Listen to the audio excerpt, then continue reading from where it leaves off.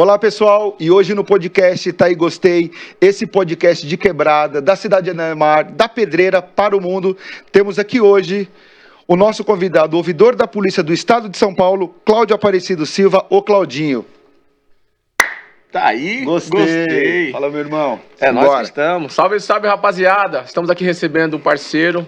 Vamos falar de um tema que é obscuro, desconhecido para muita gente, mas vocês precisam saber tudo o que acontece nos bastidores de reclamações que acabam acontecendo, não efetivamente da polícia, mas assim, de ações que precisamos saber. Então, antes de mais nada, entra aí nas redes sociais, dá aquela dedada, clica aí para curtir, compartilha, ativa o sininho para vocês receberem todas as nossas atualizações, dá aquela moral aqui para a rapaziada e vamos aí bater esse papo. Vem com a gente. E agradecer também os nossos anjos, os nossos telespectadores, a marca de 26 mil inscritos no nosso canal do YouTube, 211.673 visualizações em 2 meses de programa. É o quê? Eu não entendi. Repita aí.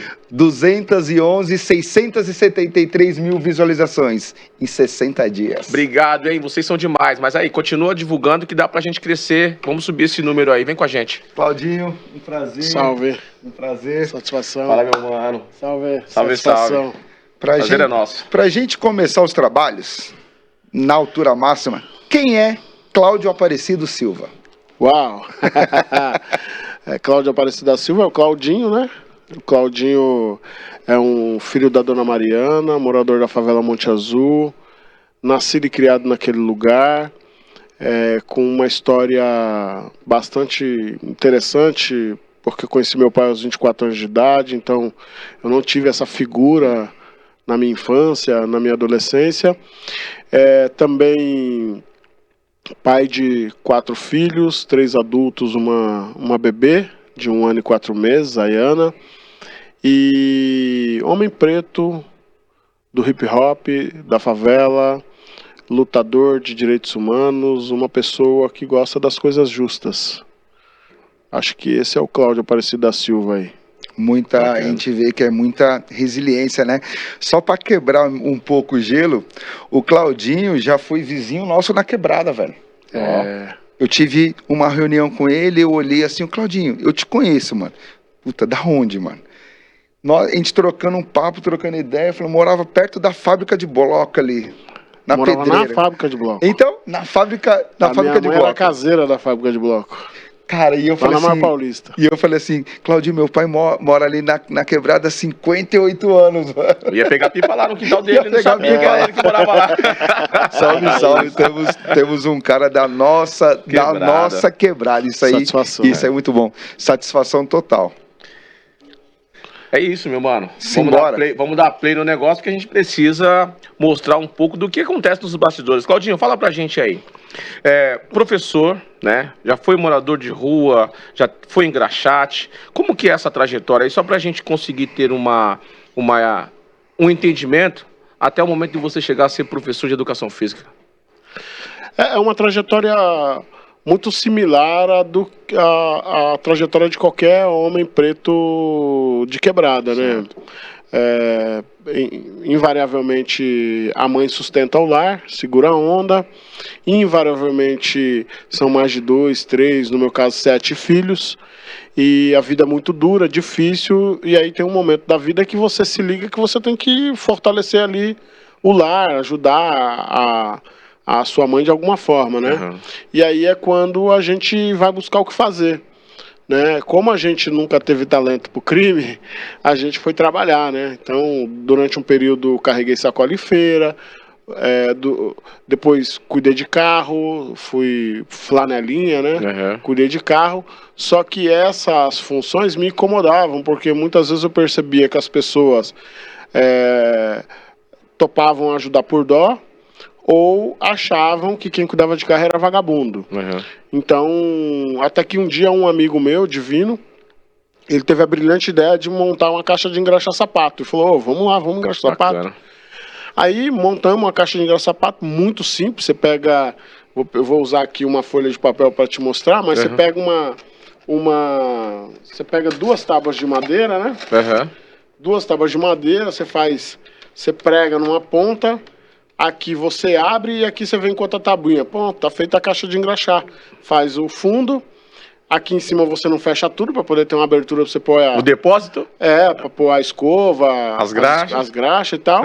E, mano, aqui tem um pau, né, que você põe aqui uma madeirinha para assentar o suporte do pé e luta. E marcha. É isso.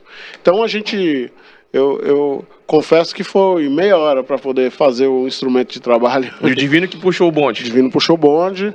E aí a gente foi pra rua, né? Engraxar sapato. Depois de um período, o Divino desistiu. Isso já lá no Monte Azul? No Monte Azul. E o Divino ainda está Mora vivo? Lá, tá vivo, tá firmão.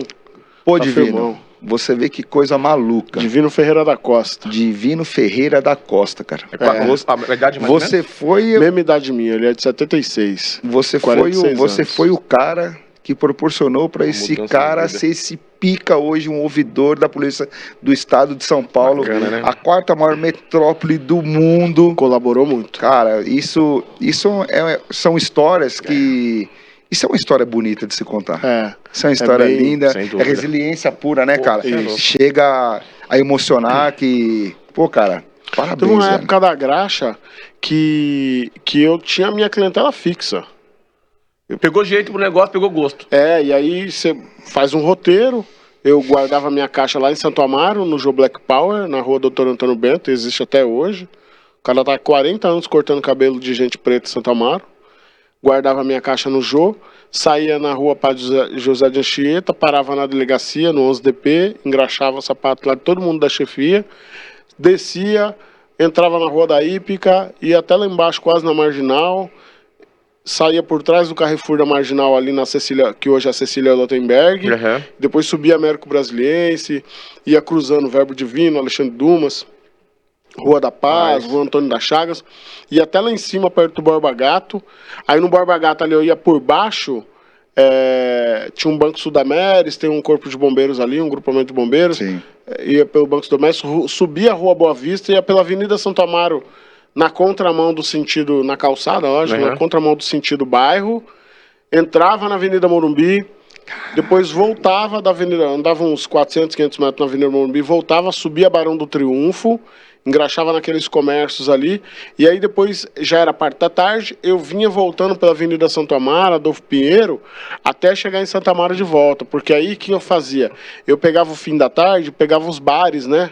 Cheio ali. Com movimentação, e aí engraxava o sapato do pessoal nos botecos e tal. Por curiosidade, Claudinho, você chegou a voltar nesse percurso pra você ter uma ideia de quantos KMs que você andava? Porque o percurso que você tá falando, como eu conheço ali, dá pra ter uma noção de que andava pra caramba.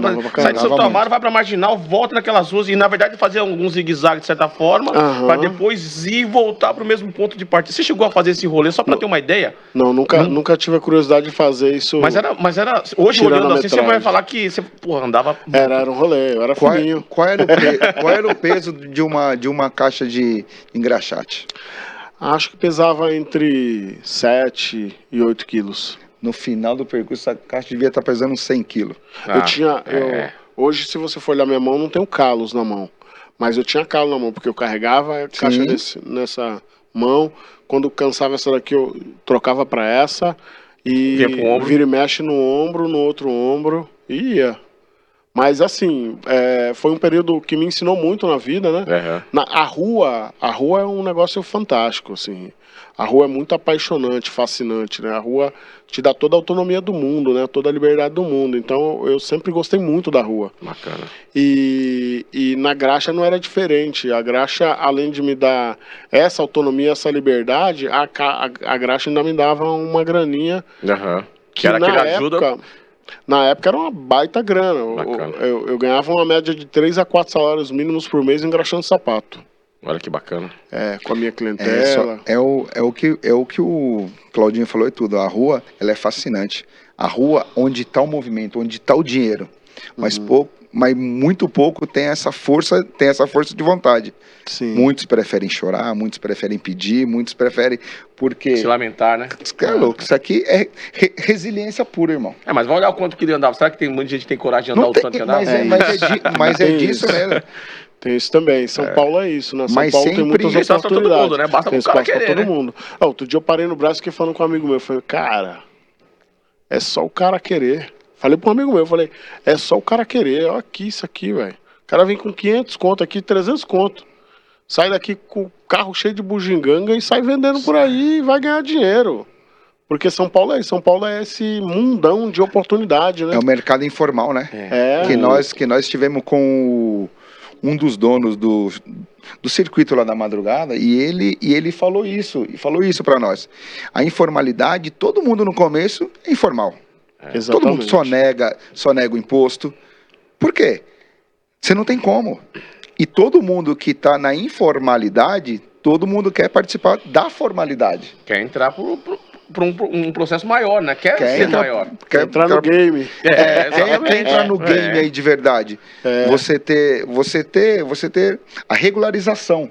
E a gente fala, e esse programa aqui está sendo uma coisa, Claudinho, de falar sobre o empreendedorismo social, um empreendedor de quebrada. Você é um cara empreendedor na veia. Sim. Você foi um cara que saiu e foi fazer o seu corre, você foi fazer o seu dinheiro, você foi fazer o seu movimento. E eu tenho certeza que ajudava a sua mãe demais, cara. E eu sempre tive essa noção, sabe? Dudu. Eram 7 irmãos. Você tá entre os novos, mais velho, meio, como é que tá? Eu sou o quinto. Você é o quinto. Sou o quinto. Sou quase um dos mais novos. Mas a pegada já era eu sou o de mais primeiro velho. homem. Eu sou o primeiro homem. Então você carregou esse peso, então. Pô, carreguei Então você esse carregou peso. esse piano. Carreguei sim. Especialmente porque a gente vive numa sociedade machista, né? Então a responsabilidade para o homem é maior do que para a mulher, em certa medida, né? Sim. Até um determinado momento. É depois que o machismo também vai jogando também, como, por exemplo, jogou para minha mãe, a responsabilidade de criar os filhos, né? Uhum. Então, isso tudo é efeito do machismo mesmo. O machismo é muito louco, ele é bem controverso, né? Então, Mas, graças a Deus, essa convivência com as minhas irmãs me ajudou muito, porque com 8 anos de idade eu já sabia fazer um arroz. Já me virava. Bacana, Que a mulher é o verdadeiro empoderamento, né? Mulher é demais, mulher É é demais. demais. Eu fico vendo minha esposa com a minha filha, eu fico admirado o quanto que ela consegue. Minha esposa me deixa com a minha filha, eu não consigo fazer 10% do que ela faz com a menina. É verdade. Ou eu cuido da menina, ou eu faço as coisas. Ela não, ela cata a menina que tá fazendo arroz ali, tá varrendo o chão, botando etc. roupa na máquina e no seu... mulher é um muitas ser das vezes, fantástico, cara. Vira um povo, né? Ela só tem 2 mãos e braços, mas fala isso parece pra que mim. é um povo. Ela fala isso pra mim, tá achando que eu sou povo? Eu vi isso ontem em casa. Que hora que eu cheguei, trabalhei acho que 16 ou 17 horas. Minha esposa também trabalha, chegando, ela falou tudo, e falou assim, você acha que só você trabalha? E é pura verdade. A mulher, ela chega, ela toma conta das crianças, toma conta da Além casa. de trabalhar fora, cara, trabalha em casa, né? A mulher, eu falo, ela segura o piano, ela segura a onda, ela bate os canteiros e corre na área pra cabecear, velho. Exatamente. É verdade. É isso aí. É louvável. E é louco como a gente não consegue acompanhar essa parada, velho. Não consegue. É muito louco. Como elas conseguem fazer tudo ao mesmo tempo, dar conta de tudo e a gente não consegue fazer isso. E o homem tem aquela desculpinha, né? Puta, não dá tempo, não dá isso. Minha esposa começa a treinar 10h30 da noite em um quarto de apartamento, velho. Embaçada. Aí eu falo pra ela que eu não tenho tempo. Ela falou assim, sei que não quer. E é verdade. Você é obrigado a concordar com ela. E é verdade. E é pior que ela mostra lá, então não adianta, não é uma teoria, né? Tá mostrando na prática, né? Então você contra fatos não há argumentos. Não tem como você não dá pra argumentar. Discordar. Claudinho, como foi seu início na militância dos movimentos negros? Começou na graxa.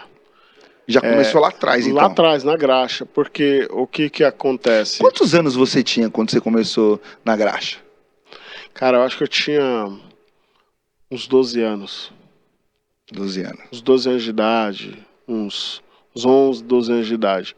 Porque assim, ó, Isso aí é 88, 89.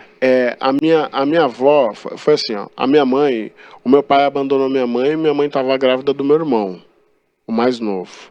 Então ela já tinha 6 filhos, aí ele abandonou ela.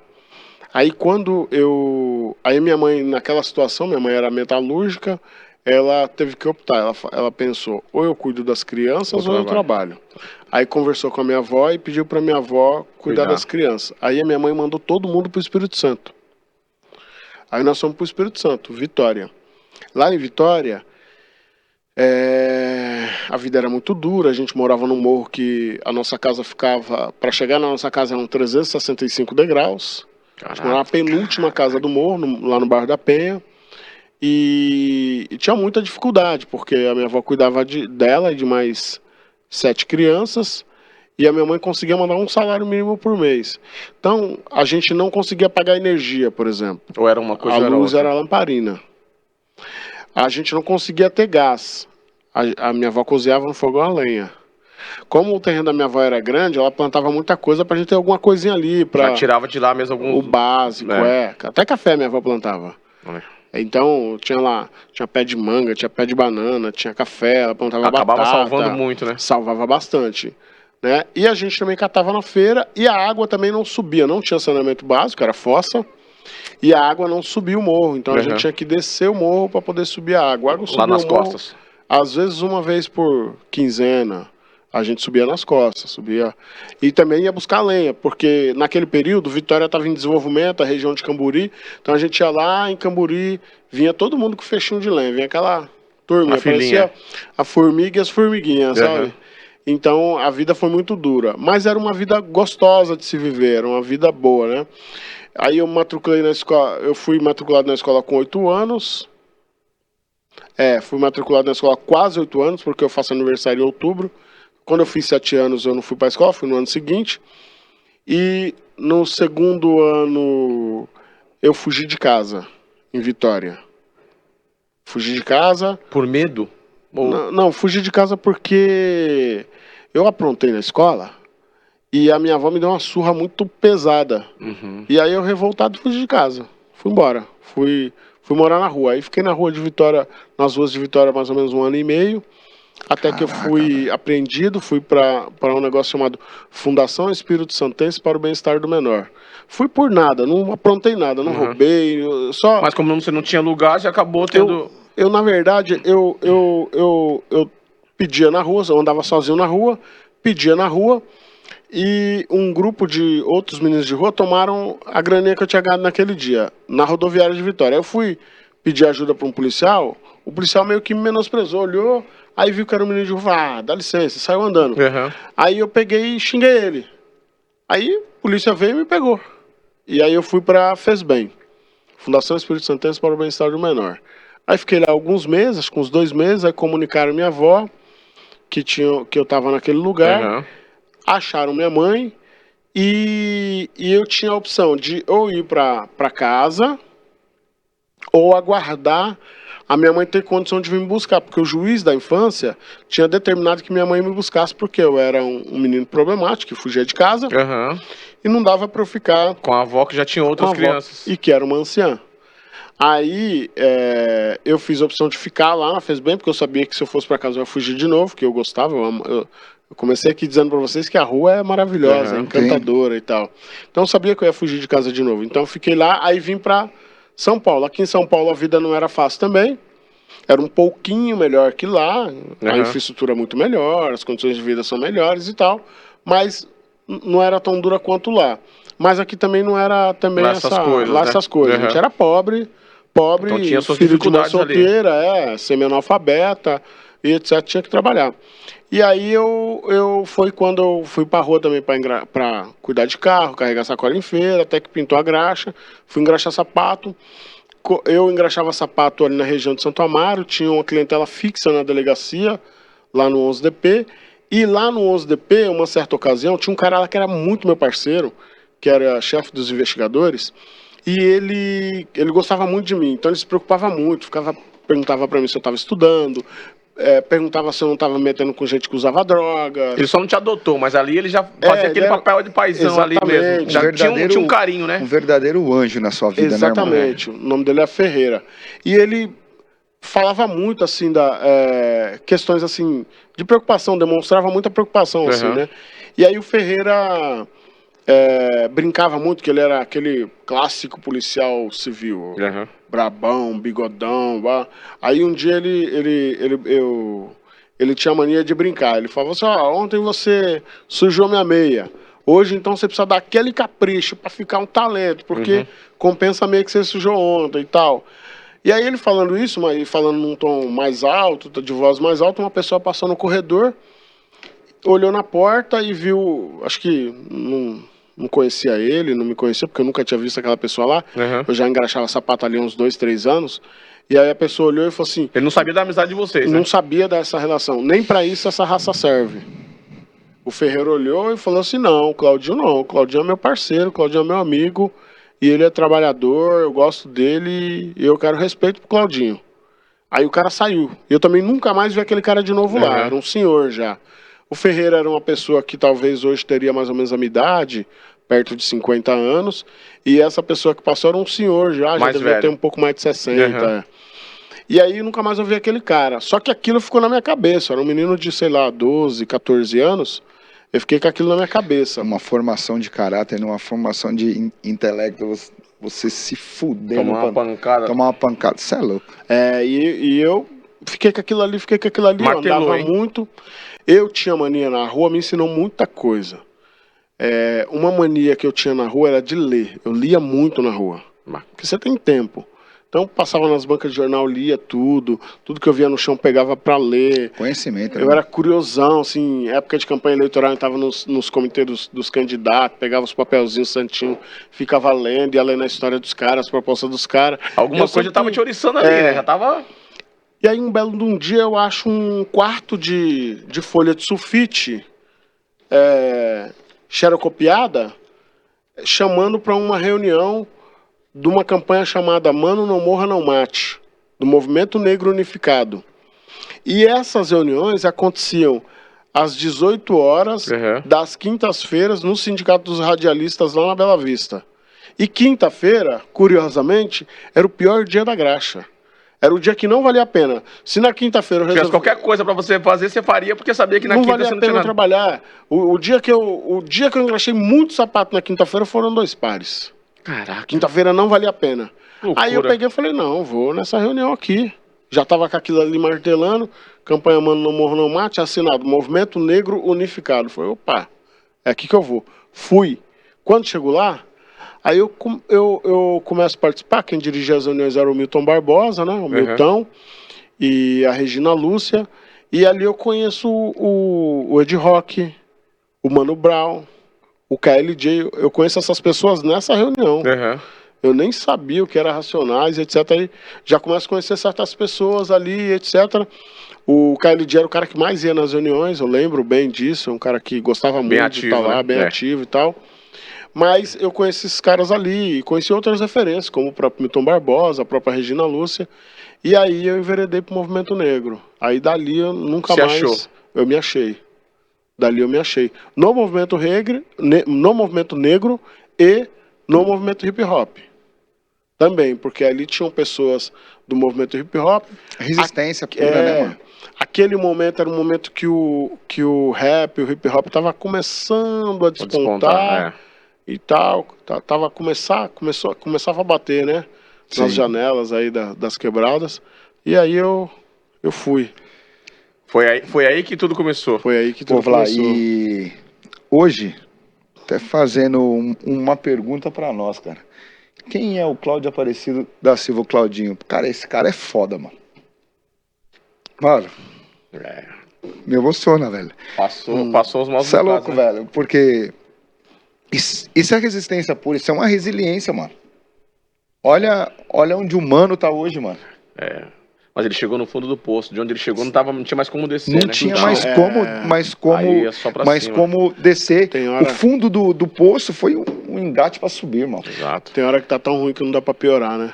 Sim. Tem, mano, não tem. É isso, cara. E eu me faço essa pergunta agora. O Claudinho é muito foda, mano. Valeu. Você é louco.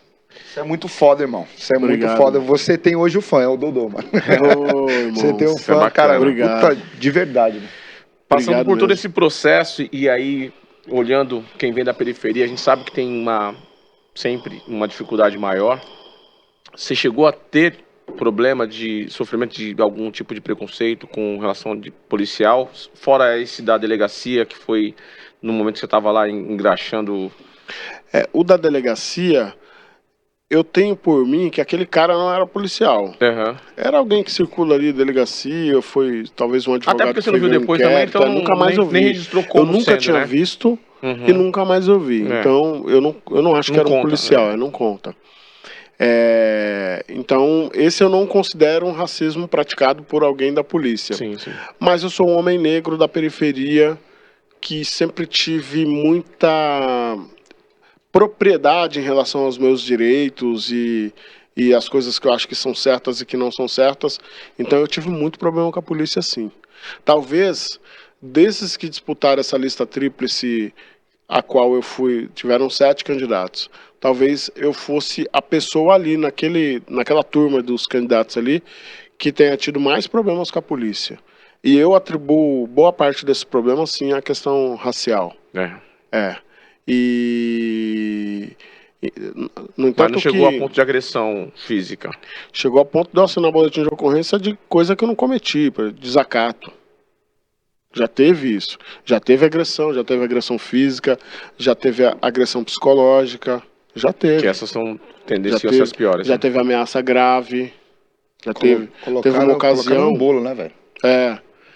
Teve uma ocasião que eu cheguei a ficar com medo de algo mais. De algo mais. Uma ocasião que eu tava vindo de carro e tal, de madrugada, aí a rua tava muito vazia e tal. Eu peguei um trechinho de 30 metros de contramão para entrar na rua da minha casa. Foi a conta. E eu não vi que eu tava sendo seguido, assim. E pela viatura que me abordou, eu tava sendo seguido de longe, assim, tipo, por uma viatura que nem era da área onde eu tava. Então o cara tava me seguindo há muito tempo. E ele reclamou disso. Ele falou, pô, nós demos sinal pra você parar, você não parou? Eu nunca vi, não tinha sequer visto. E a agressão foi bem dura, assim. A abordagem foi delicada. E ali eu nunca tinha tido tanto medo da polícia como eu tive naquela ocasião. Ali eu achei que eu tinha que algo mais. Segurar a onda porque pudesse acontecer algo mais. E eu sempre fui um cara de reivindicar meus direitos, assim. Mas ainda bem que no momento certo você percebeu que não daria pra você bater de frente. Não era ali o momento pra você querer fazer valer os direitos. Passo atrás. Passo atrás. E foi importante você ter visto isso, né? Sim. Claudinho, qual a sua participação no movimento hip hop em São Paulo? Eu sei que você foi assessor do Dex. E como que foi trabalhar com ele? Cara, é muito interessante.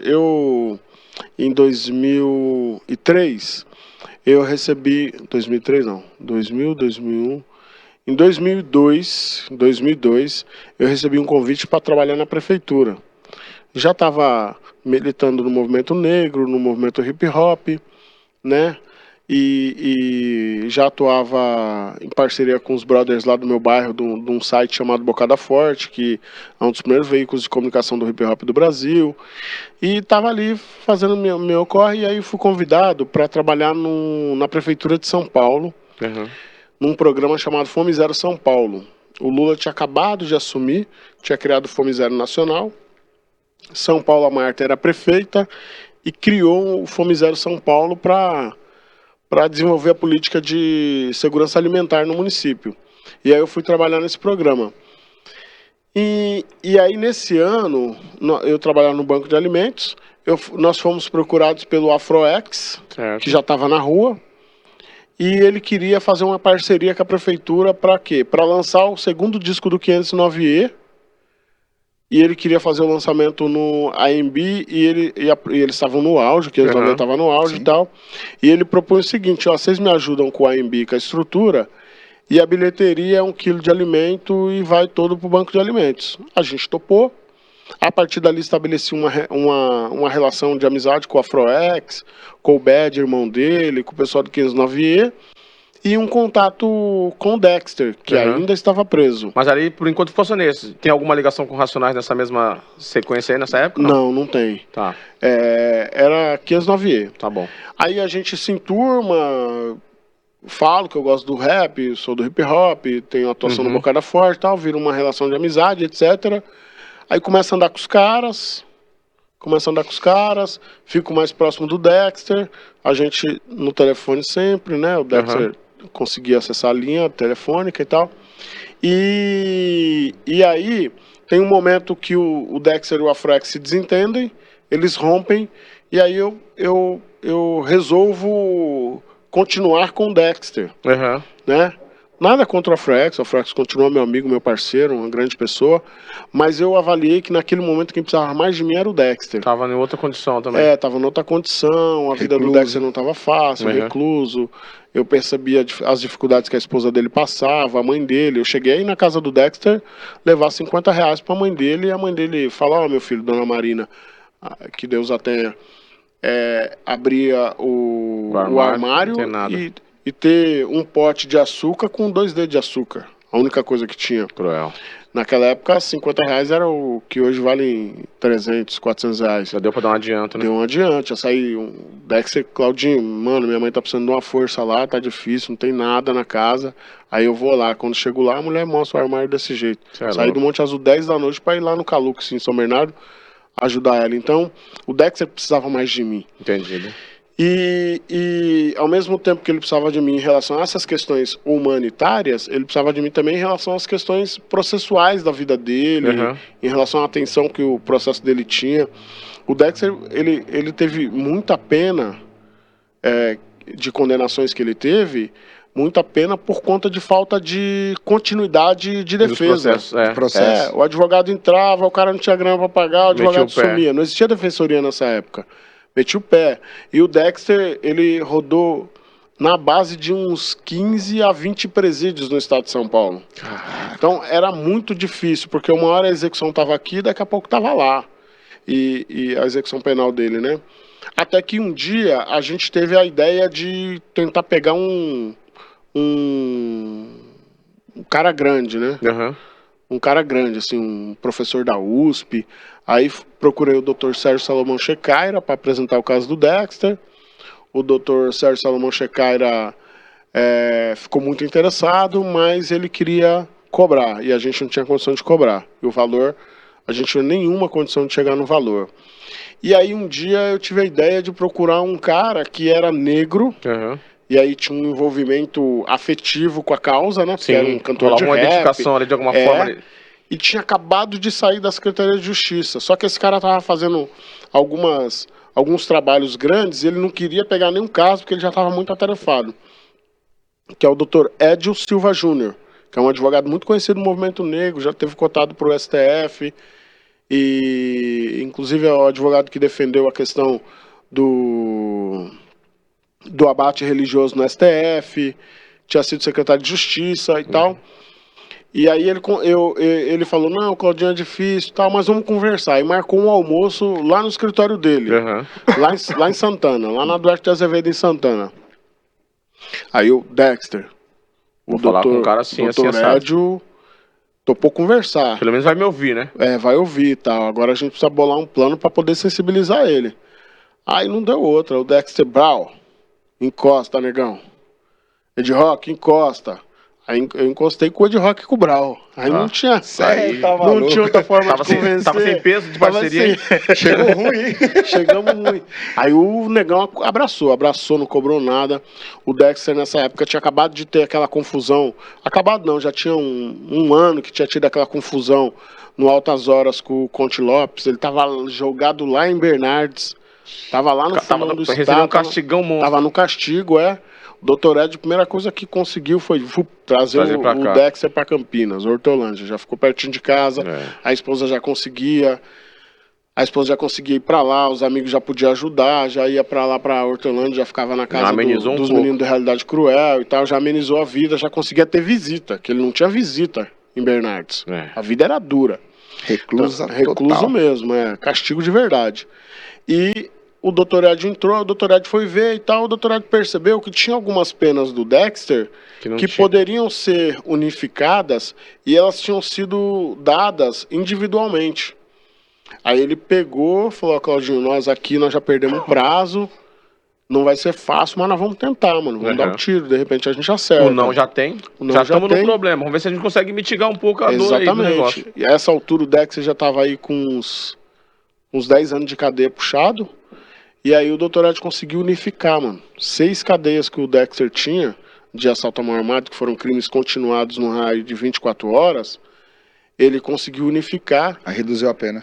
derrubou 20 anos de cadeia. 23 anos de cadeia derrubou do Dexter. Caraca. Aí, tipo, deu 1 ano e meio, o Dexter já tava no semiaberto. Caraca, velho. 1 ano e meio, o Dexter tava no semiaberto, mais 1 aninho, 8 meses, foi pra rua. A gente, assim, pegando nessa mesma linha, você vai continuar. Quantos Dexters que a gente ainda tem dentro desses presídios aí dentro do Brasilzão, de meu Deus? Nesta linha de penas que poderiam ser amenizadas. Eu não estou dizendo que ninguém é santo ou que não tenha feito. Estou falando num contexto de a falta de repente, de apoio poderia amenizar, sei lá, salvar algumas coisas que estariam ali nesse caminho de uma pena longa. Eu conheço no mínimo 100. Eu conheço. Pessoas que eu conheço. E olha que eu hoje... sei que estão. Agora, se a gente for considerar o contingente do sistema prisional brasileiro, nós temos no mínimo 100 mil pessoas aí que são gênios. Mas que estão reclusos. Que estão reclusos. Mas assim, são gênios, são reclusos, ele teria coragem, vontade de querer sair e mudar ou não? Saindo de lá, o cara vai ser reincidente para poder voltar? Eu acho que rola um pouco de cada coisa, né? Eu acho que nós temos um problema sério no Brasil, né? O sistema prisional brasileiro não recupera as pessoas, né? Pelo contrário. Nós temos uma lei de execuções penais linda, maravilhosa, que não é cumprida. Papel aceita tudo, né? Papel aceita tudo. Se a gente tivesse uma lei de execuções penais que efetivamente funcionasse, ela recuperaria as pessoas. Por exemplo, coisas que estão na lei de execuções penais: trabalho, estudo, acesso à cultura. Se você andar, não precisa ir longe não, anda em São Paulo. Anda todos os presídios em São Paulo e vai verificar quantos presídios em São Paulo têm acesso à cultura, têm acesso ao trabalho ou têm acesso à educação. Poucos, né? Poucos. E tem muito artista lá perdido, né? Tem muito artista. Artista...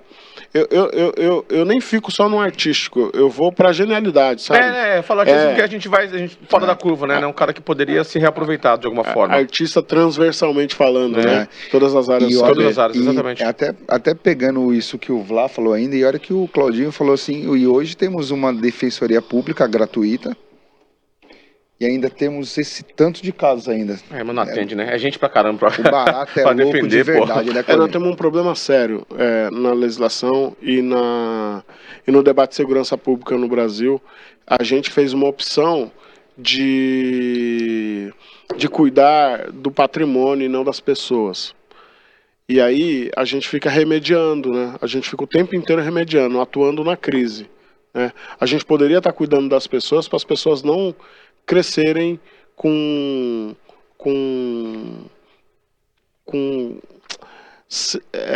vulnerabilidades para serem... Com uma culpa que não é sua, né? Exatamente. Uma culpa que não é sua. E vulneráveis ao achaque da criminalidade, né? Sim. Então, se a gente cuidasse mais das pessoas, talvez a gente tivesse um país muito melhor do que a gente mais tem. Justo. Porque imagina, você pega o período que nós vivemos aí, né? Nós temos praticamente a mesma idade. Sim. Né? O período que nós vivemos na década de 90. Quantas pessoas não foram enterradas naquele Jardim São Luís? Porra. Imagina. Demais. Tem gente que diz que o Jardim São Luís é o lugar onde tem mais jovens enterrados na América Latina, na história. Eu acredito mesmo. Eu também acredito. Só não tá mais porque eu lembro daquelas chuvas que tinha lá que eram ossadas escapando para tudo quanto é lado. Porque não tinha estrutura de enterrar só. Na verdade, né? Era acumular. Que os caras... E aí quando vinha aquelas chuvas temporais, que era muita água, tinha reportagem que mostrava ossada para tudo quanto é lado. E aquilo voltou para lá, voltou nada. Descarta pra imagina esse continente de pessoas mortas e esse continente de pessoas presas. Se eles estivessem de fato trabalhando para o desenvolvimento do país. Produzindo. Pô, esse país aqui, cara... É uma potência, né? Só é muito pessimamente administrado. E é o que a gente... E esse programa, nada mais, nada menos, Claudinho, é que essa galera de quebrada, é que essa galera de comunidade mesmo, que não tem espaço, que não tem direito à voz, aqui, irmão, no Taí, gostei, esse programa é pra isso. Aí sim. Claudinho, aqui, irmão, você vê, o mano passou por todas as adversidades total, velho. Hoje o cara tá aqui, mano. É isso. Ouvidor da polícia do estado de São Paulo, irmão. Estado de São Paulo, a 4ª maior metrópole do mundo. É a capital da América Latina, só isso, Claudinho. E você tá mostrando para as nossas quebradas, os meninos que tá lá hoje, cara, eu não consigo. Consegue, mano, o mano aqui, consegue, cara. É possível. Ele quis, cara. É possível. É poucas, é o tem que eu usar falo. você como, de fato, uma inspiração, porque é o que você é, inspiração. Assim, nós, fala assim, nós, porque a gente também tem as nossas dores, tivemos, né? Hoje, graças a Deus, estamos trabalhando para estar numa outra situação, mas nunca foi tão simples e fácil. Mas dá para ir um pouco além. Não dá pra gente só ficar se vitimizando, que não dá, que esperando que o Estado vá lá te dar alguma coisa. Por que você tem que esperar o Estado, velho? Não dá pra você meter as caras? Tem que meter a cara. Foi que até o Elias falou, né? O Estado não gera nada. Ele só administra. Quem gera é o cidadão, porque em forma de impostos gera isso. para o Estado, pro Estado voltar. As riquezas são produzidas a partir do meu, do seu, do nosso trabalho. Né? E é o que eu sempre falo, eu sempre bato, né, nessa mesma tese. Se não é a quebrada, se não é a comunidade, não tem mão de obra, irmão. Não tem mão de obra. Por isso que eu falo, muitas das vezes, eu acho que a nossa quebrada não sabe a força que ela tem, mano. A riqueza que ela é. Isso é desde sempre, né, Dudu? É desde sempre, mano. Desde sempre. É desde sempre. Porque a quebrada, mano, tanto de gênio que tem ali na quebrada, velho. Porque antigamente ou você era cantor de pagode ou você era jogador de futebol. Hoje tem o gênio do TI, hoje tem os funkeiros, hoje tem os caras do rap, hoje tem os economistas. Cara, a diversidade que tem numa favela, numa comunidade, numa quebrada, nós temos a riqueza, nós temos o brilhante. Eu tive um aluno de 11 anos que ele lia 40 livros por ano. Você é louco. Você é louco. Um é que engolia livro. Engolia livro. Eu tive uma aluna também, na época tinha 11 anos, que agora eu tô vendo ela na televisão. Atleta olímpica. Olha que orgulho, mano. Não, é cheio de riqueza. Essas pérolas estão por aí. Sim, aos montes. Aos montes. Tem Falta oportunidade. Falta oportunidade. Essa é a palavra que criando, que te vai escrever assim, oportunidade, escrever, colocar na tela, colocar no celular, oportunidade. Porque o cara que tem oportunidade, você teve uma. Se agarrou, irmão. Tive outra aluna que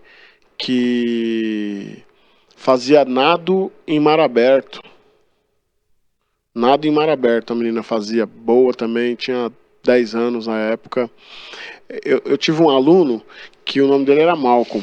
Olha que loucura. Malcolm. Então os pais já tinham acertado, já pensava em algo de ser um pouquinho mais resistente. Aí pega um professor do movimento negro. Então. Aí quando eu vejo a lista de presença, eu falei assim, essa sala aqui... E era minha sala mesmo. Eu não era professor substituto. Aquela sala era minha. Aí, Malcolm, quero saber quem é esse menino. Aí quando chego na sala de aula, quem é o Malcolm? Sou eu, professor. Ele fala fino. Vem cá. Aí eu falei assim, e aí? Você sabe o significado do seu nome? Professor, era um nóia, né? Eu falei, meu amigo, faz isso não. Não, filho. Falei assim, eu nem vou te falar mais quem era Malcolm. Amanhã, na aula de amanhã, eu vou te trazer quem era Malcolm. Casa, fiz um resumão, a história de Malcolm X, levei pra ele aí, ó. Esse era o Malcolm X. Esse era o Noia. E esse aluno era problemático. Ninguém podia ouvir falar do Malcolm na sala de aula. Sabe que o nome dele estava trazendo essa referência. Por alguma razão, ele já carregava isso aí. Tem 21 anos hoje. Já é dono de uma adega. Bacana. Montou uma adega. Agora, recentemente. Mandou as fotos pra mim da adega dele. Professor, abriu uma adega. É pai, tá com uma criança agora, uma menininha. Casou, tá morando junto com a mocinha. É isso, cara. Tá cheio dessas pérolas. Mas já pegou uma referência, né? Então, já tem uma referência. Assim, até o fato de vocês terem contato até hoje mostra que você fez diferença na vida dele. Tirou aquela impressão ruim do nome negativo, indiferente de qualquer coisa, como você citou. Ele era um garoto problemático. Talvez ele estava carregando uma carga ali, uma cruz que não era dele daquele momento, mas era o que ele estava vivenciando. Então, e aí você vai para casa com aquilo na cabeça. Eu imagino que você também não deve ter dormido sem... não conseguiu digerir bem aquela situação a ponto de você ir lá fazer um resumo, pelo menos dar uma palhinha de quem era Malcolm, a referência do nome do Malcolm, para que ele pudesse ter aquela noção. E aí, de repente, e aquele momento para ele, como que foi dele ler e como que ele encarou aquilo. É isso. Você fez diferença na vida do cara. Eu trabalhei numa escola Eu trabalhei numa escola lá no Capão Redondo, uma escola pequena da periferia do Capão Redondo, lá na Coab Adventista. Eu citei para vocês aqui 4 referências de alunos prodígios, né? Uhum. Prodígios, por várias perspectivas, né? Hoje você não leciona mais. Hoje eu não estou lecionando. Mas aí nesse período que você lecionou, quantos já... Essas pérolas aí. É isso. E a gente vê que o Claudinho, esse mano tem a empatia de verdade, mano. Olha o que ele fez na vida de tantos... Não, quase que ele citou aqui, mas... Dexter, velho. Olha o corre que ele fez. Não desistiu do cara nunca. Você é um anjo na vida de muitas pessoas, irmão. Padrinho de casamento dele. Do Axé. Meu parceiro. Muito bacana. Claudinho, como foi a sua carreira política? Você está em algum partido atualmente? Isso também foi uma questão quando eu fui convidado para disputar a eleição para a ouvidoria da polícia, né? Uhum. Eu perguntei se eu teria que me desfiliar do meu partido político, do partido ao qual eu sou filiado, porque eu tenho uma relação afetiva com o partido muito grande, porque quando eu me filiei nesse partido, do ponto de vista político, era um analfabeto político. Se bem que eu já tinha uma militância no movimento negro, etc, mas do ponto de vista partidário, eu era um analfabeto político. Eu aprendi muito nesse partido, eu me filiei em 98, e eu sou filiado, sim, ao Partido dos Trabalhadores. Certo. E eu fiz essa questão, eu preciso me desfiliar para ser candidato a ouvidor? Achei que talvez precisasse. Aí falaram, não, você não precisa se desfiliar, porque... São coisas independentes. Eu não abriria a mão disso, sabe? É uma coisa que eu não abriria a mão, porque foram muitos aprendizados e é uma opção que eu fiz na minha vida ser filiado a um partido político. Certo. Conheço vários militantes do movimento negro que optaram não ser partidários. Sim. Respeito, admiro... E acho que é isso, assim, tem gente que opta tá tudo certo, né? Cada um vai na sua, cada um vai na sua. Tem gente que preferiu ir para academia, tem gente que preferiu ser militante de movimento e não partidário, tem gente que já escolheu as duas coisas, tem gente que escolheu ser de movimento e partidário, e é isso. Está em outro partido e... Está em outro partido, tem gente de outros partidos, tem gente que eu conheço que é do movimento negro, que está em partidos que podem ser considerados partidos de direita. Eu não tenho nenhum problema com essas pessoas, construo politicamente com essas pessoas, não tenho crise nenhuma. E também tenho total noção de que a ouvidoria e o partido não tem nada a ver uma coisa com a outra. Partido é o partido, a ouvidoria é a ouvidoria. Direito de ir e vir, né? E uma coisa que eu falo muito, penso, aí é uma questão muito pessoal, né? Não é questão de direito, político de direita, político de esquerda. O ideal é ter político direito.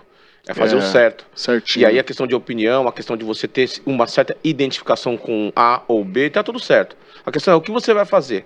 O que você está fazendo está melhorando para aquele que está mais escondido? Está melhorando para quem de fato precisa? Tá, então, amigão, tá tudo certo. Você está fazendo por você ou pela coletividade? Exatamente, né? porque a polícia é muito pela disso, coletividade, ok, né? Sim. É isso. Cara, a gente vai numa linha que é muito, muito próxima, é uma linguagem muito semelhante. Por tudo que cada um já viveu, é muito louco. Da hora. Para você, assim, nessa questão, como foi essa eleição e, consequentemente, a sua nomeação para a ouvidoria geral? Então, como eu estava dizendo para vocês, eu sou uma pessoa que tive muitos conflitos com a polícia. Uhum. E quando eu fui instado... Você carregou mágoa quando você foi? Vou falar disso agora.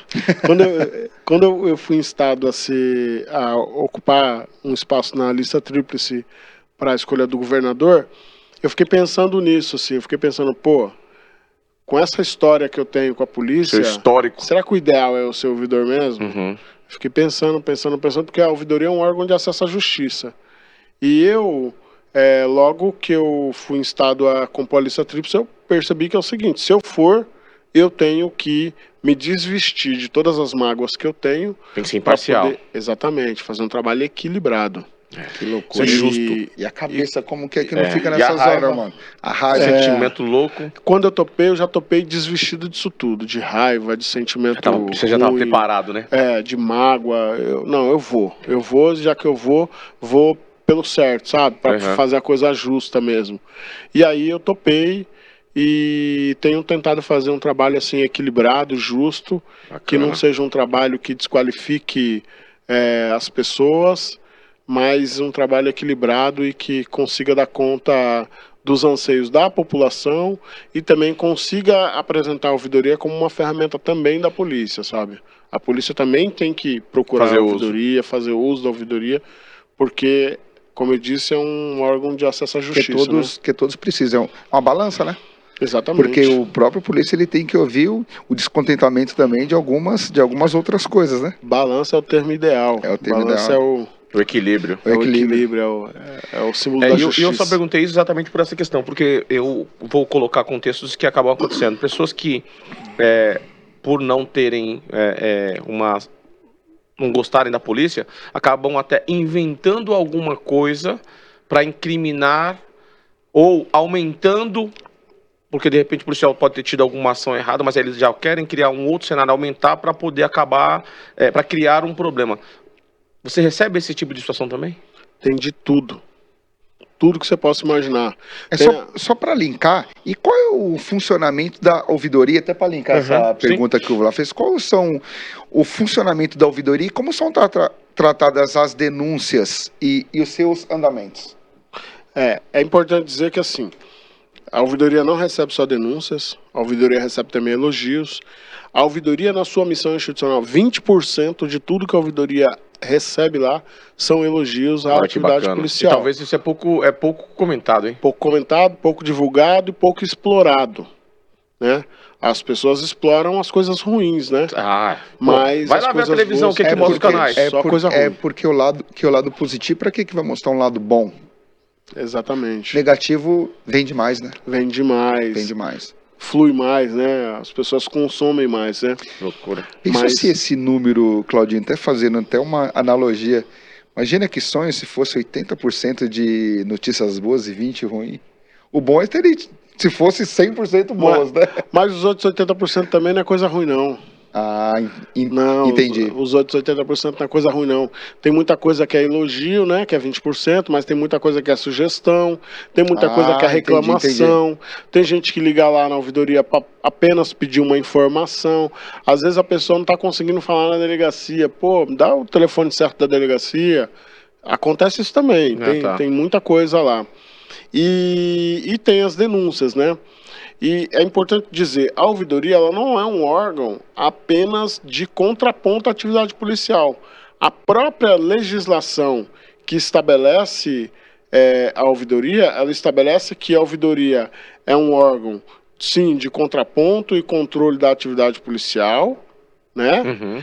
Mas ela também é um órgão de reflexão, de formulação, de análise de dados, de sistematização de dados e etc, etc. Tem um trabalho de inteligência por trás dessa questão, também, né? Tem um trabalho de inteligência por trás, não é só brigar. Uhum. Não é só brigar, apontar o dedo, criticar, não. O que fica na impressão é a ouvidoria, só para ouvir reclamação. Não. E não é, olha só, tem todo...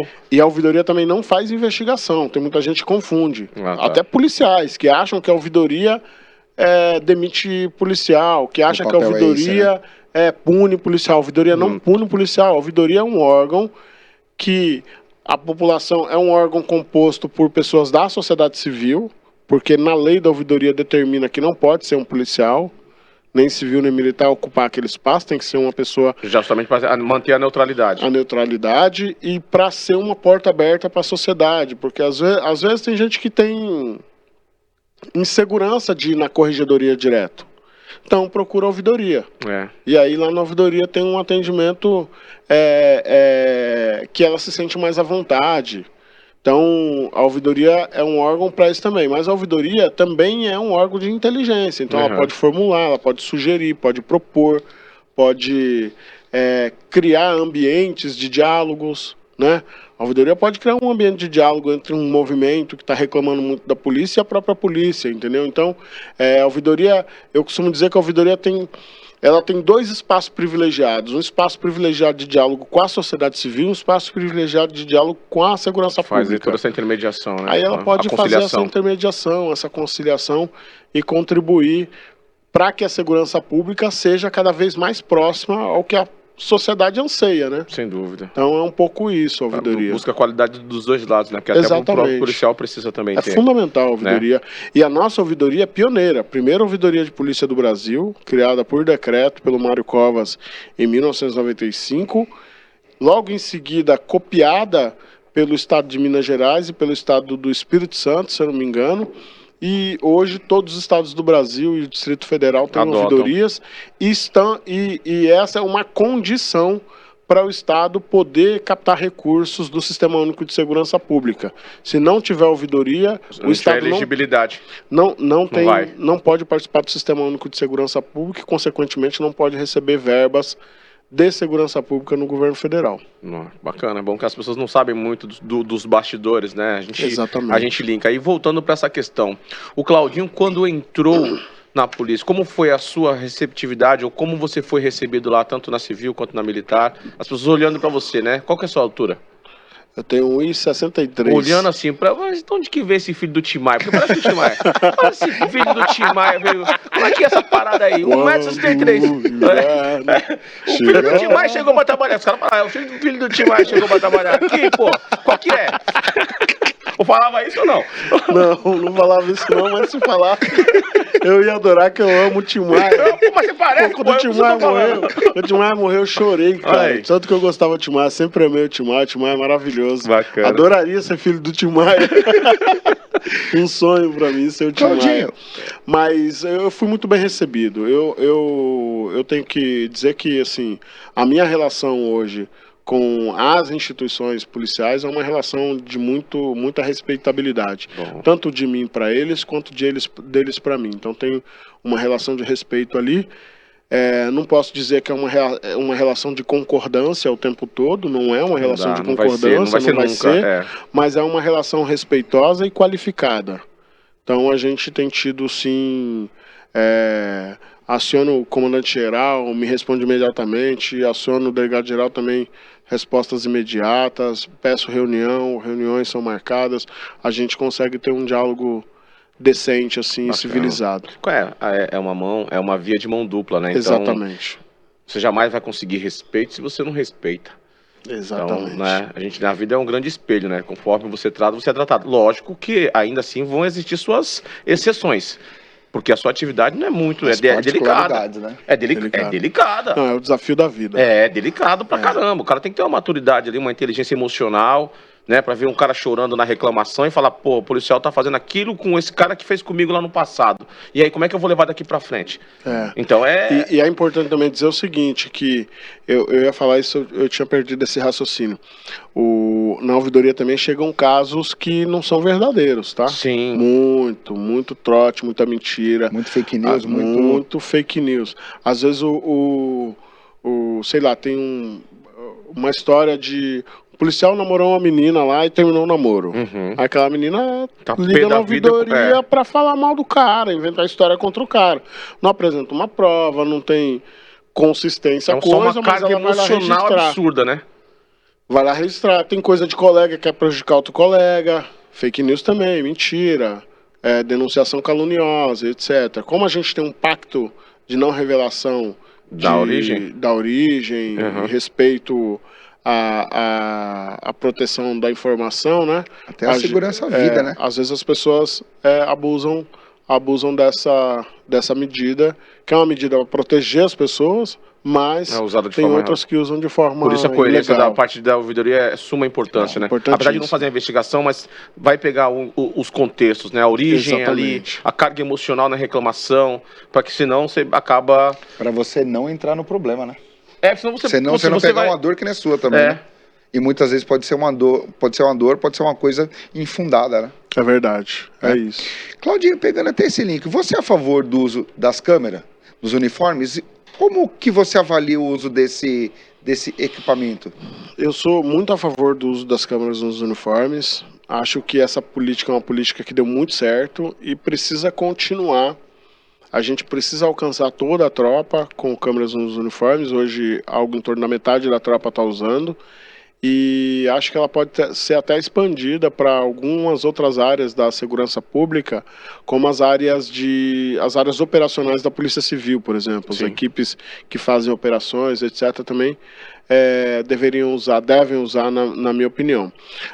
Eu não acho que as câmeras são as salvadoras da pátria, elas não vão resolver o problema do controle da atividade policial, mas elas são uma ferramenta fundamental.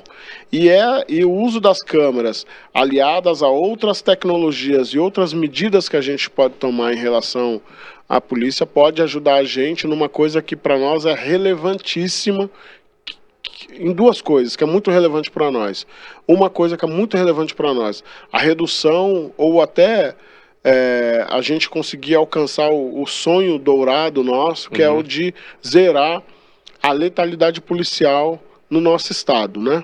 Esse é um aspecto. O outro aspecto também que é muito relevante é o de proteção do policial, né? As câmeras inibem ataques a policiais, as câmeras fortalecem os policiais em perspectiva de que eles podem ter sido vítimas e estão sendo acusados por reagir a essa agressão ou injusta agressão.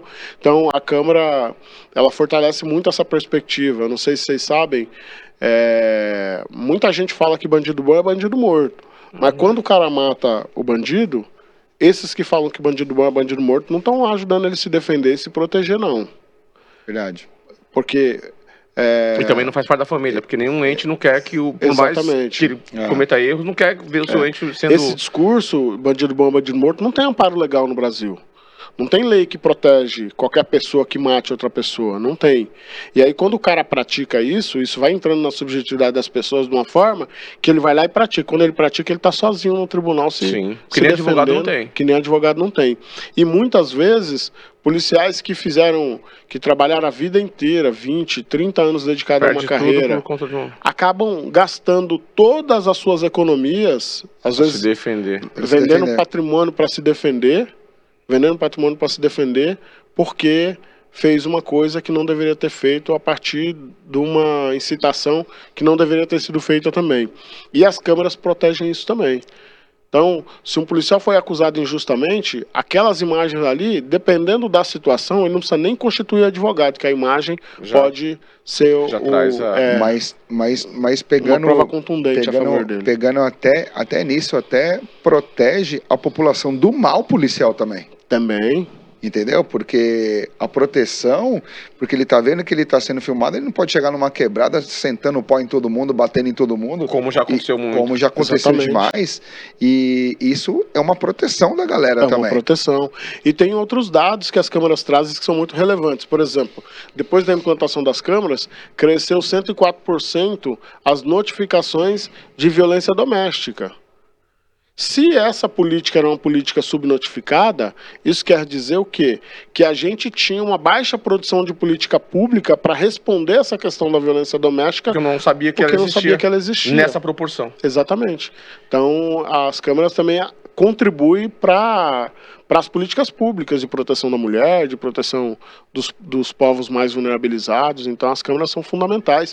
Assim como outras tecnologias, que eu poderia ficar aqui citando uma infinidade de tecnologias que a gente pode usar para defender a população e defender as nossas forças de segurança. E eu complemento na sua linha de raciocínio, que eu também sou a favor das câmeras, que não basta ter a câmera, mas principalmente a boa preparação do policial.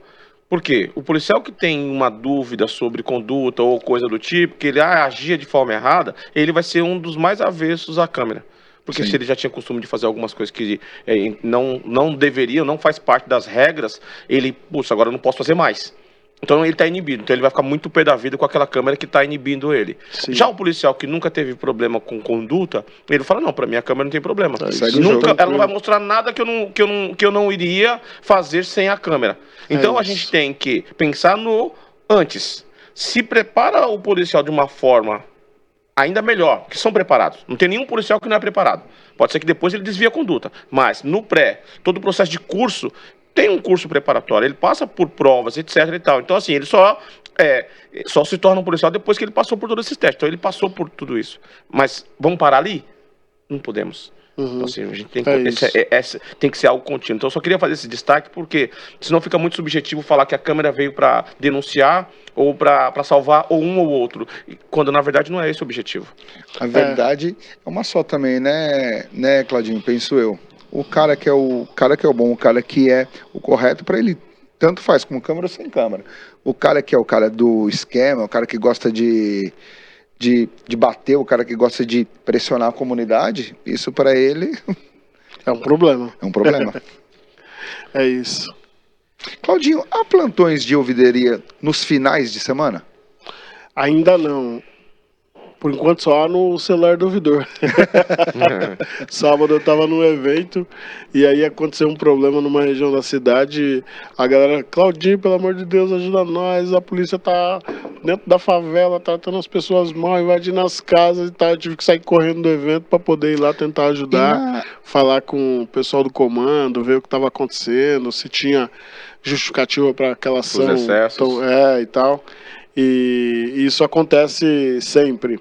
Mas a gente pretende ter, sim, plantões aos finais de semana, mas hoje a ouvidoria tem uma estrutura ainda muito pequena, né? Com muita oportunidade de melhoria. Isso, exatamente. Pode melhorar muito ainda, então essa é uma pretensão que a gente está discutindo com a Secretaria de Segurança Pública para a gente poder oferecer esses plantões.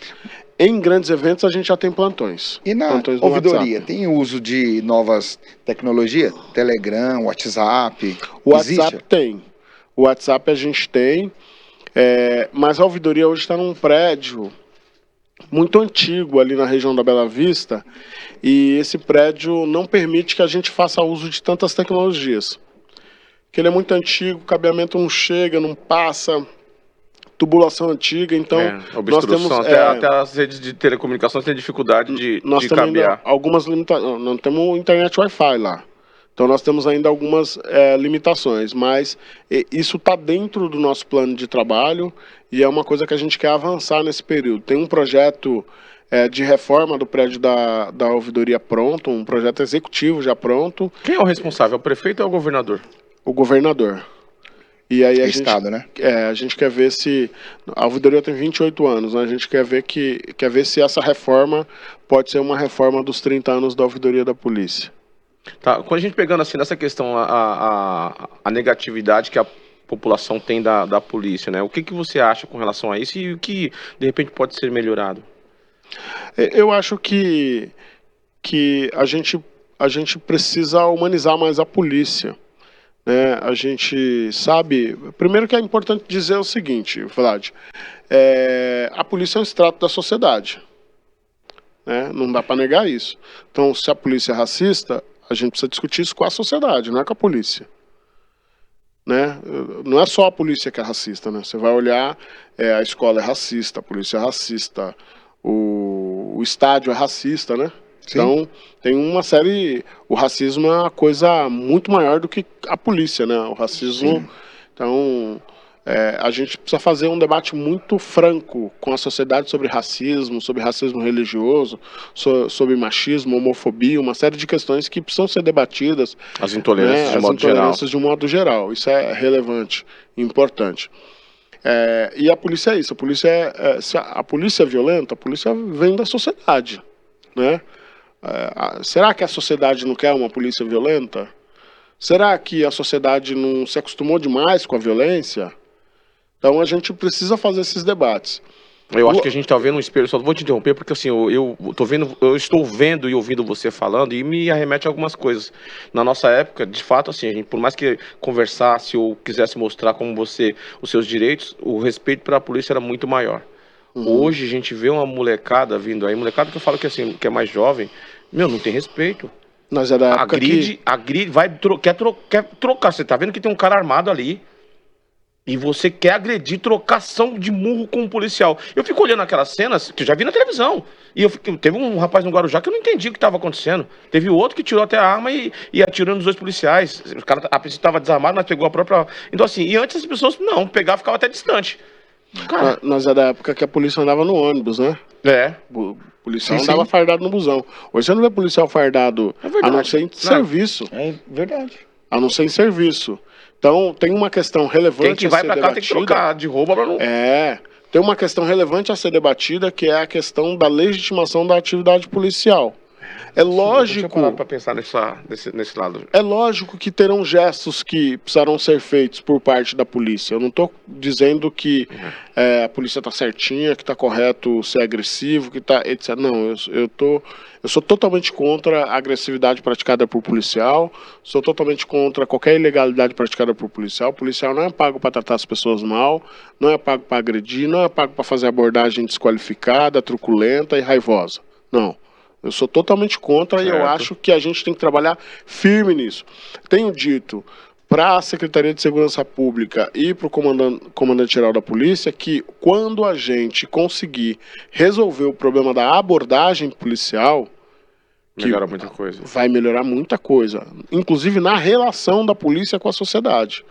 Acho que se a gente resolver o problema da truculência na abordagem, da violência na abordagem, a gente resolve 50% dos problemas que a polícia tem com a sociedade. Tenho certeza absoluta disso. Mas o que você sempre fala que é o espelho da sociedade. A gente vive numa sociedade violenta, cara. Você sabe que é muito louco. A gente vive numa sociedade que muitas vezes o respeito é meu, mas a empatia, eu vejo galera falando, a gente vê, tem que ter mais empatia, mas você vê aquela pessoa não tem empatia por ninguém, cara. O falar é fácil. Só pensa em si próprio. Só pensa em si próprio. Empatia de verdade, você não tem com o meu, você dividir um pouco que você tem com o outro. Eu vejo o Claudinho falando, e nessa questão, olha que situação louca. Eu já ouvi, muitas vezes, como já fui abordado pela rota. Se ela fala, ser abordado pela rota não é um problema. Lógico, não é o caso de que, para quem deve, cada um, cada um. Não quer nenhum. Mas quem é de quebrada, que é abordado por um policial, eu fui abordado pela rota, cara, o respeito é uma coisa absurda. É absurdo. Treinamento, né? Agora, eu fui abordado por um sargento que tava bêbado. Uau. O cara, e olha que situação desagradável. Meu irmão é um pouco mais escuro que eu. Ele namorava com uma japonesa. Aí meu irmão dirigindo, a japonesa na frente, eu e mais um amigo, um irmão também, branco, do lado atrás. Não, a viatura passou, quando ela passou, rápido. Costa. Encostamos, cara, mas o cara esculachou. Falou pra ela assim, ó, cuidado com quem você anda, tá vendo aí? Cuidado com quem você anda. O detalhe, a gente tava com o documento do carro atrasado, só isso. Ok, Nossa. não tô dizendo que é pra andar com o documento do carro atrasado, mas quem é que não tem problema financeiro nesse país? Exatamente. Então a gente tá falando de muitos anos atrás, mas é inusitado, mas que rola isso. O que você falou. Às vezes a abordagem da PM tem uma conotação, tem um pouco de truculência e naturalmente vira um espelho. Se ele tá tratando mal, ele não vai ser recepcionado com flores e com respeito. Sobra pra todo mundo, pra tropa toda. Só que aí faz o quê? É vala comum. Todo lugar que o cara chega é a mesma coisa. Por quê? Porque ele vê na televisão. É aquilo que ele tá falando. O que a televisão propaga? Meu amigo, o negócio... E agora não é só televisão. Porque você pega no celular, esses grupos de WhatsApp e Instagram, tem informação, videozinhos curtos só com... Aí o cara corta. Ele corta só aquilo que interessa. É nivelado por baixo demais, né? Uhum. Porque o cara que é o mal profissional, o bom vai estar na mesma. É que você falou, vai. Vala comum. Vala comum. E dane-se o outro. É isso. E a sociedade tem muita facilidade, né, pra fazer isso, né? Facilidade pra aceitar o mal, né? Aceitar o mal e também de pegar aquela coisa mal e transformar uma coisa pequena numa coisa enorme. Então, às vezes um policial te abordou mal, aí você descarrega todo o seu rancor, toda a sua raiva em toda a corporação policial. Fica um negócio horrível. Generaliza, então, né? Generaliza demais. Complicado. Claudinho, quais são os seus futuros projetos? E após deixar a ouvidoria? Cara, eu preciso estudar mais. É uma coisa que eu sempre tive o sonho de fazer, um curso de Direito. Tenho essa pretensão, tenho essa intenção. Eu espero que nesse período da ouvidoria eu consiga me aprofundar muito nesse tema de segurança pública, é um tema que eu quero me aprofundar mais. Eu acho que, eu defendo, né, que a sociedade precisa se apropriar desse tema. A política de segurança pública é uma política social, como é a política de cultura, de educação, de saúde, e a população precisa se apropriar desse debate para a população, de fato, fazer não só a ouvidoria trabalhar, mas poder influenciar a política de segurança pública como um todo. Então, eu acho que o que eu pretendo fazer no pós-ouvidoria está um pouco nesse caminho, sabe? No caminho de fazer com que o debate de segurança pública seja um debate mais popular, mais próximo das pessoas e que colabore para que as pessoas de fato se apropriem disso. Então estou um pouco nisso, quero estudar Direito, quero continuar evoluindo. Claudinho, você é um cara É. foda, mano. Você é um cara Gostoso. fascinante. E, Claudinho, nós temos uma finalização aqui que nós falamos que não é bem uma finalização, que tem uma série de perguntas. É uma finalização dinâmica e divertida. A gente fala que é o nosso ping-pong, né, velho? Muitas pessoas falam, ping-pong. Cara, mas é uma coisa que mexe, é uma coisa que você não consegue falar uma coisa só.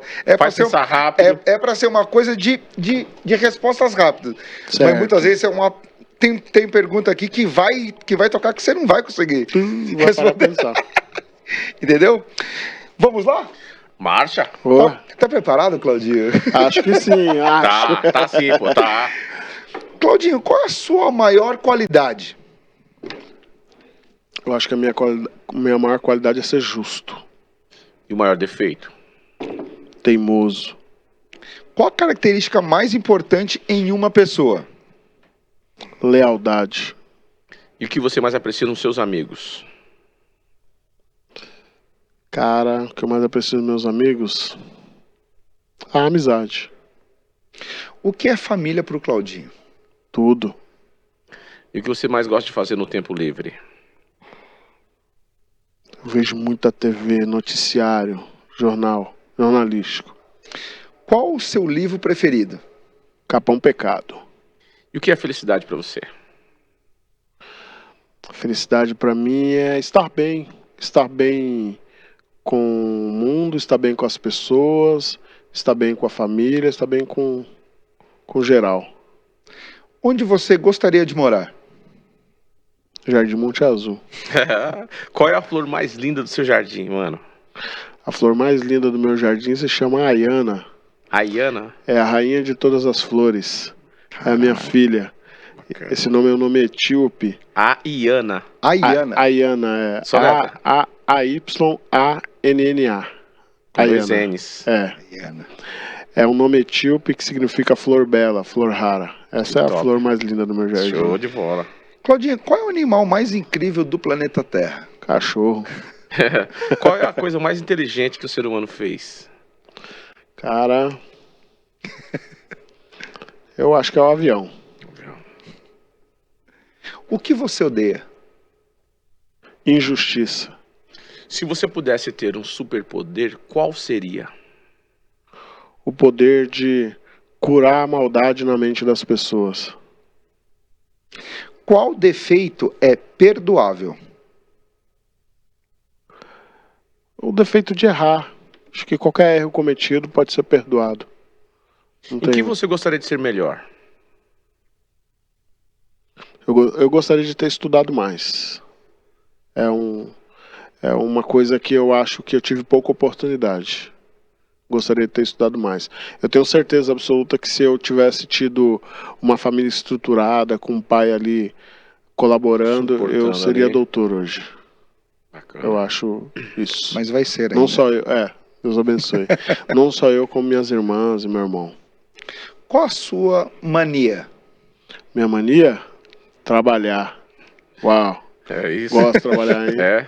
Puta, arrumo só é cada pequeno confusão no tamanho, mas é um gigante. Arrumo cada confusão com a mulher, que a mulher quer passear e eu quero trabalhar. Mais uma. Mas não, pelo amor de Deus, não. O que te irrita profundamente? Cara, aqui também é essa brincadeira aí. 2 horas da manhã já tá não sei aonde, daqui a pouco 3 horas. Volta pra casa, faz alguma coisa, resolve, daqui a pouco tá não sei aonde. Roda mais do que... Não, mais um eu não aguento. É, faz parte, assim que é. É isso. Pra mudar o futuro tem que trabalhar agora no presente, né? O que te irrita profundamente? Intolerância. Tolerância. Quem é o amor da sua vida? Você já falou, mas quem é o amor da sua vida? O amor da minha vida? Cara, a política é um amor na minha vida. Porque a política ela pode transformar muita coisa, né? Então a política é um amor da minha vida. Eu tenho muitos amores na minha vida, né? A Ayana é um amor, né? Sim. A Ayana é um amor, a Patrícia é um amor. Tenho o Caio, que é meu filho, a Késia, a Amanda, a minha netinha Helena. Neto, você já é avô? Tem 2 Você já é netos. avô, irmão? O meu neto, tem uma neta chamada Helena, um neto chamado Theo. Esses são amores que eu tenho na minha vida. Minha mãe é um amor na minha vida. Meus irmãos são amores da minha vida. Mas eu acho que a política, ela tem um poder de transformação coletivo que pode mudar a vida de muitas pessoas. Então a política é um amor. Claudinho, o amor de vô é diferente mesmo? Nossa, é louco.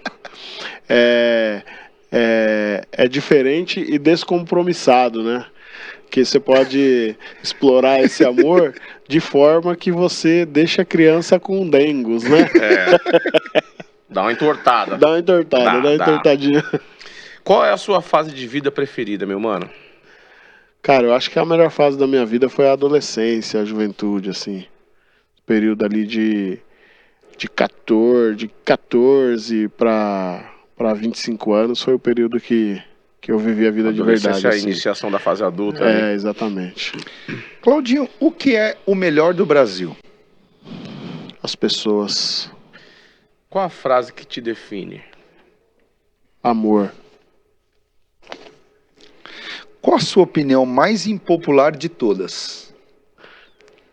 A minha opinião mais impopular de todas, continuando aí na perspectiva da política, é que, embora a gente esteja vivendo um fla-flu, os dois lados precisam conversar. Pelo bem do povo. Prioridade, né? Verdade. Precisam conversar. Porque tem coisas boas da direita e tem coisas boas da esquerda. É importante conversar.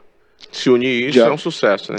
Dialoga muito com essa questão da intolerância. Mas como você falou, é o equilíbrio, né? Exatamente. Precisa ter um equilíbrio. Ter o equilíbrio. Ninguém é bom em tudo. É isso.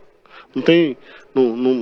na esquerda não só tem gênio e na direita também não só tem gênio. Mas também não só tem burro na direita e não só tem burro na esquerda. É isso. É possível. E tem coisas boas de ambos os lados. Dá pra equilibrar. Só deixar a vaidade e o ego pra trás, né? Exatamente. Eis a questão. Eis a questão. Quem quer... Tarefa de... A gente tem que precisar achar um bom mediador ali pra conseguir trazer isso aí. Mas qual o seu gênero de livro preferido? Romance. Qual o melhor sentimento do mundo? O sentimento de dever cumprido. O amor pode tudo? O amor pode muita coisa. Tudo, não sei se pode, mas muita coisa pode. Você acredita em astrologia? Eu sou de Escorpião. Acredito. Acredito. Qual habilidade você gostaria de ter? Cara, eu gostaria de saber tocar violão. Puta, dá ainda, hein? Quem não gostaria? Mas ainda dá ainda, hein? Ainda dá. Qual a paisagem mais linda que você já viu na vida? A paisagem mais linda que eu já vi na vida é a paisagem de Canoa Quebrada, interior do Ceará, litoral oeste do Ceará. Top. Litoral leste do Ceará, aliás. Qual o seu maior medo? O meu maior medo é que o mundo acabe antes da gente cumprir o nosso compromisso. O que te faz único? Cara, o que me faz único? Pô, essa é a mais difícil, hein? De todas é a mais difícil. Eu acho que o que me faz único é o meu senso de justiça, assim. A vontade que eu tenho por fazer justiça, essa coisa de perseguir a justiça. Acho que é isso que me faz único. E a verdade. Porque ao mesmo tempo que eu tento ser justo, também eu falo verdade para as pessoas. Muitas vezes sou mal compreendido por falar verdade, mas eu não viro as costas sem falar a verdade. Eu sempre falo a verdade. Mantém-se firme no seu propósito. É isso. Se você encontrasse uma lâmpada do gênio, o que você pediria? Igualdade. Igualdade entre as raças, entre os gêneros. Igualdade para equilibrar a vida de quem tem e não tem casa, de quem mora na rua e de quem não mora na rua, de quem é rico e de quem é pobre. Igualdade. Show. Equidade, né, cara? Equidade. Equidade. Parafraseando o saudoso Antônio Ambujanra, para você, o que é a vida? A vida é uma oportunidade única que Deus nos deu de passar por esse lugar maravilhoso que é o mundo, que é o planeta Terra. E imagino que a gente não pode moscar, sabe? Tem que vir para produzir alguma transformação. E eu costumo dizer que se a gente passar pelo mundo e salvar uma vida, a missão pode ser considerada cumprida. não falo que a missão está cumprida porque eu tenho certeza absoluta que a gente tem condição de salvar mais que uma. Sem dúvida. Mas se salvar uma já ajudou bastante.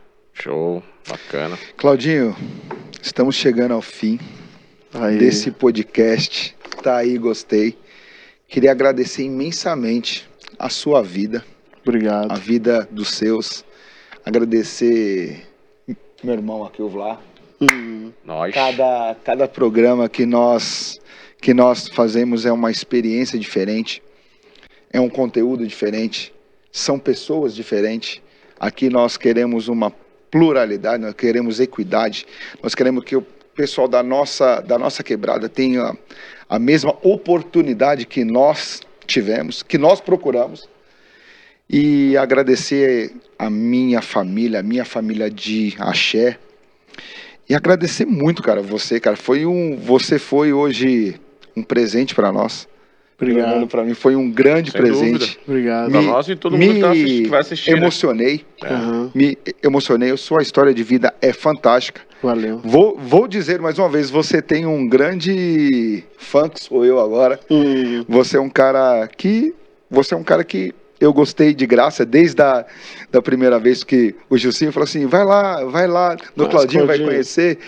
E agradecer a todos os nossos ouvintes, os nossos telespectadores, que com 2 meses de programa, graças a Deus, né, Vlá? Fazendo coisas magníficas, entrevistando as pessoas geniais, tanto as nossas estrelas. As nossas estrelas da vez. Já veio o cara de quebrada, já veio o prefeito, já veio a deputada federal, a Tabata Amaral, vai vir muitos outros.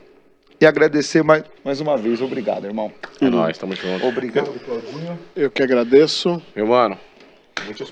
Tem o nosso cumprimento, né, velho?